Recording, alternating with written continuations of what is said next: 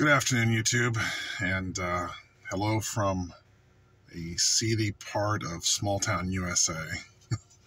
A little area where got a barbershop like to go to every now and then. But anyhow, I just want to make this video. It's going to be about scholars versus gurus and Germanic heathenry. Okay. Now, I don't claim to be a scholar. I'm formally educated. I did very well in college. I graduated magna cum laude and all that good stuff. That being said, I really don't like some of the smug arrogance I see with some people who are scholars. That kind of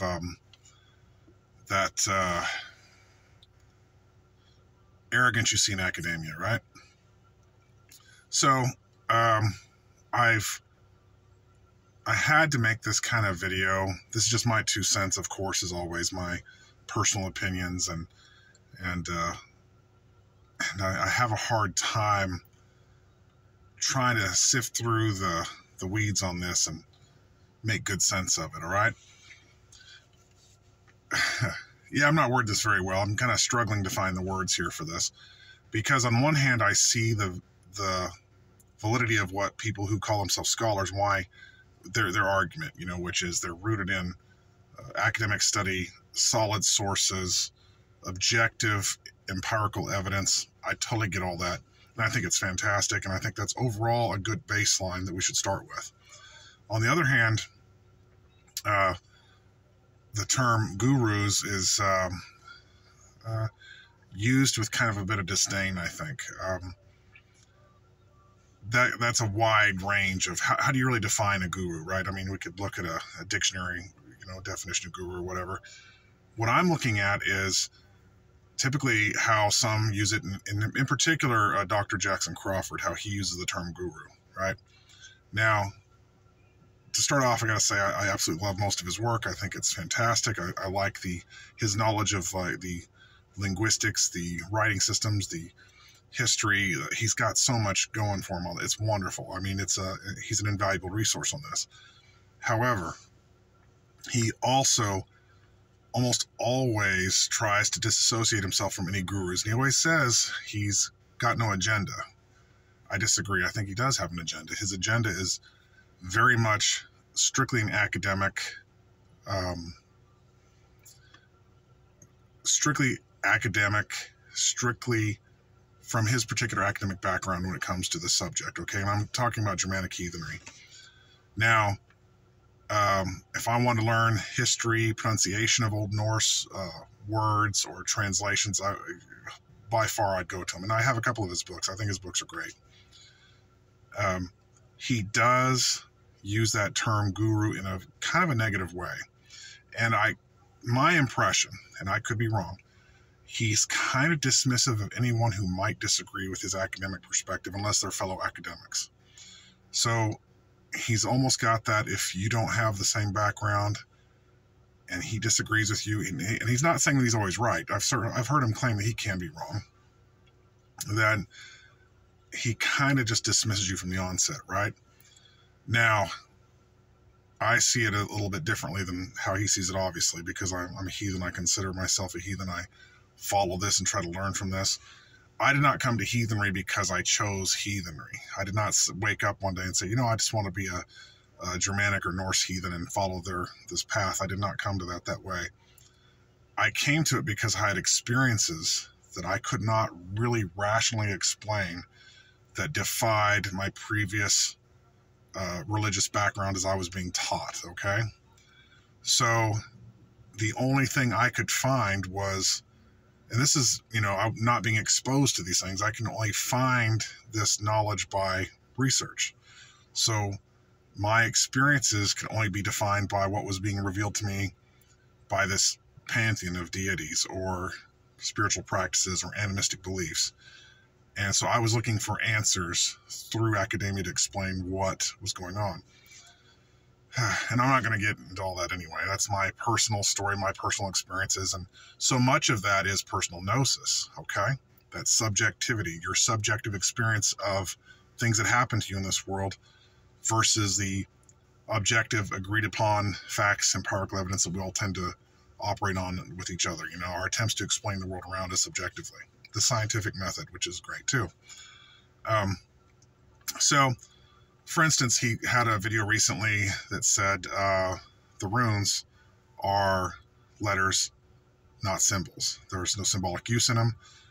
He does go out there and define how what we call magic. I actually liked his talk about that, where he said, magic can be defined in so many different ways based on what they thought was magic or how they would use the word magic, not in the Harry Potter sense that we think now. And I kind of actually agree with him quite a bit on that. That was kind of insightful of him.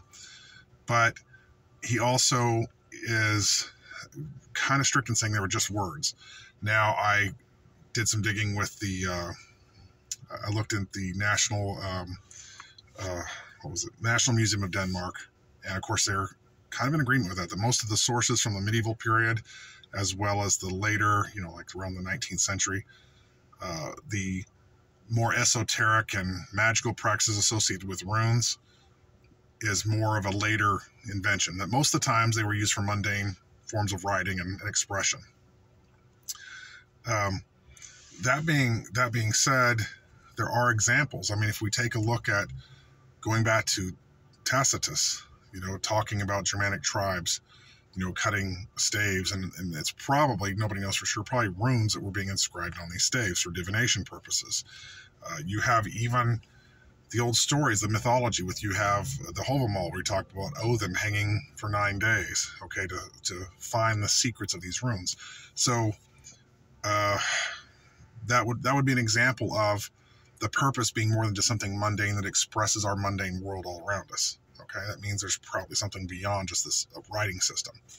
Although I would argue that writing in itself is kind of a magical thing. You're conveying thought, emotion, storytelling, information with these symbols that if you're initiated in the understanding of those symbols, they mean something more. That they could. How many of you have ever read a novel that inspires, great emotional inspiration or even spiritual revelation? Okay, so just because we're surrounded by these societies that have thrived because of it, of literacy, doesn't take any of the magic from it, so to speak. I'm speaking kind of loosely on that, right? We can look at Egil Skallagrimsson's saga, where he used a young girl was plagued by negative effects from someone incorrectly using the runes, and he used runes that she slept under her pillow and cured her from the issue, right? That would be an example of what would seem to be more than just a communicative reason for using the runes. I wrote this down. I'm trying to remember. I can't pronounce it exactly. The Glavendrup stone, I think, on Funen, apologize if I butcher the language, a grave marker for a thane called Ali the Pale. And it was essentially a warning that if you disrupt or disturb this, you're going to be cursed, more or less, right? Of course, later, Egil's saga, the poison drink, using runes to ward off poison drink. If I'm not mistaken, blood. I could be wrong, but there's one where they inscribed the Nowadies rune in a nail or something like that. So now I might be misinterpreting some of these things. I'm not a scholar in this subject, so there are mistakes I could be making. However, that leads me right there to believe that, in fact, these were not just a writing system. Now, I like Dr. Scott T. Shell. I think he's got a channel. He's wonderful. A practitioner, obviously, but also a serious scholar. There's other scholars out there besides Mr. Crawford who also expressed these ideas that, okay, he's coming from more of a linguist perspective, how the languages evolve and how they're pronounced and the characters and the written sources, versus some who specialize in theology. How do a culture and people feel about these things, and how do they express them and use them religiously? So I don't think that's really his field. I think he's speaking of just the sources he works with the language and how they're written. And most of the time, yes, the runes are just an alphabet in a sort of way, right? So yeah, that gets kind of crazy. With these people who are scholars, when they use the term guru dismissively, who's a guru? I would like to see further clarification on what you call a guru. I don't consider myself a guru. I consider myself definitely a practitioner who is inspired by this practice and who has had spiritual experiences that he's never going to understand or relate to. They haven't happened to him, obviously. He has no sense of, in my opinion, this is where you hit sort of a roadblock if you're a scholar. If you are not someone who can go past just the intellectual grasp of what those runes are, you're never going to touch on the emotional, the psychological, the spiritual, the archetypal. You're never going to embrace them, feel them, see how they apply to your life. And without trying to turn this into a negative attack on him, I have to say, he did a long time ago, he had a video where he confessed to severe alcoholism, severe dependency. And I'm not trying to slam him for this. I thought it was a courageous thing he did to confess to this. But as someone who's known people who are seriously stuck in substance abuse, I've never met one who I would consider a spiritual person. It seems like it deadens something that's important to them. It's a sad thing to say. And I don't want to speak too much on that because that's somebody's personal life and their issues. But in my experience, I've not met anybody who has been through the ravages of substance abuse, who's what I would call a spiritually connected person. There's something almost disjointed. So maybe he's not able to experience this.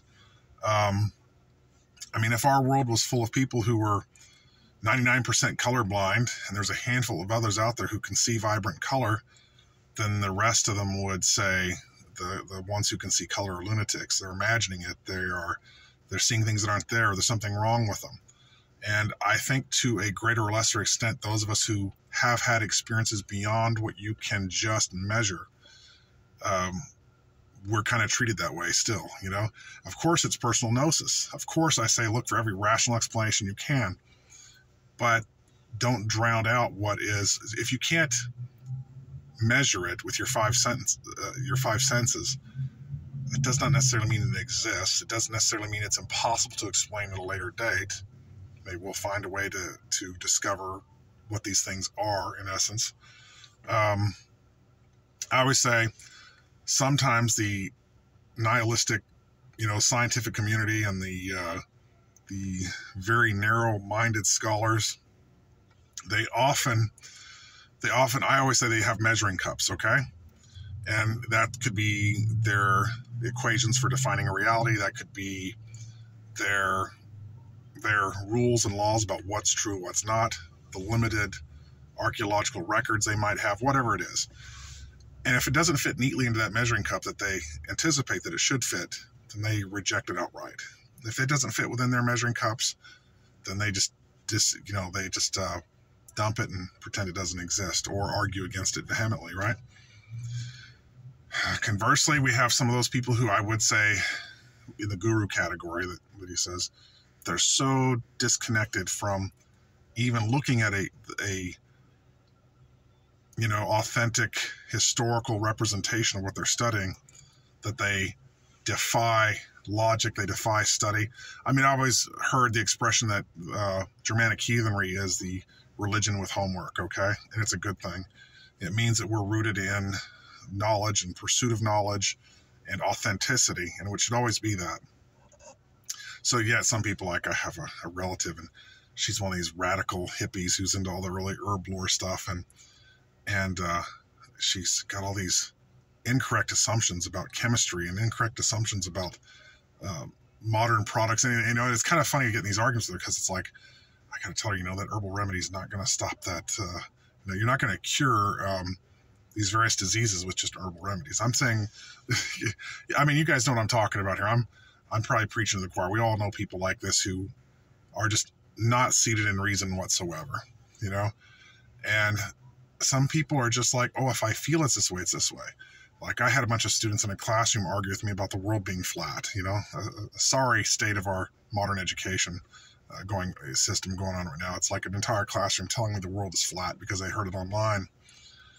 And they said, one girl said to me, well, what if I feel like the world is flat? And I said, well, facts don't care about your feelings. And one of them said, well, how do you know the world's flat? How do you know? And I said, well, I went around it on a ship once. So, you can't, you can find people who are unreasonable no matter what spectrum they're in, whether they are the feely, everything's based on only my subjective experience and feelings, versus the people who, if I can't measure it or if I can't find it in a book, it doesn't exist. So when it comes to this Germanic heathenry, I think you have people who are scholars who are extremely knowledgeable at the roots, the history, the things like that, what little information we can actually find. But they hit a roadblock, and they cannot truly be experts unless they're in this living, expressive, continuing tradition. It's not a dead tradition. It still exists. It's all around us.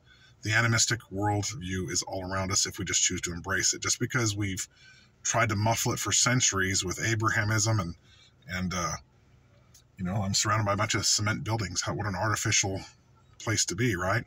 We tune out the sound of the trees and the wind and the waves and the streams and where did I hear this a long time? Ever watch Excalibur, the old one from like the early 80s? A really good show. Now Merlin was talking, and of course he's speaking about Christianity coming, and he said the one God drives out the many. The spirit of stone and stream grows silent. That was kind of that portent of how our world's changing. We blinded ourselves to real spiritual truth. So part of that blindness is maintaining an Abrahamic view of scholarship, which definitely permeated the education system for a good millennia, okay? That definitely has shaped our view on how we assess things. We don't assess things with the possibility of any spiritual component to it.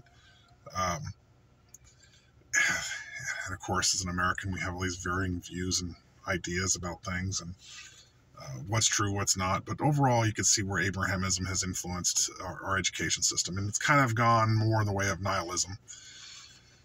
So without getting too much into the weeds of this, I think we have to be able to, first of all, define, acknowledge the great work that scholars do. That's the first thing we need to do. Acknowledge their great work. Scholars are wonderful. They research, they know things. No way I would ever compare myself to someone like Dr. Jackson Crawford and what he knows. There's no possible way. He's been researching this forever. So I always give him my ear at least. That being said, I know there are limitations to what can be learned in academia. That if you are truly a practitioner of this, you cannot go on just what's written in a book by some doctor. That's reality. That's the reality of it. You're not going to ever be a true heathen if all you do is read books on the subject. And unfortunately, I've seen many of his followers and commentators who enjoy that same smug attitude, right? They'll go to other channels and just talk down to people. So anyway, it looks like my phone is slowing down, kind of weird. So I will call it quits here, and hope you guys have a good afternoon. Bye.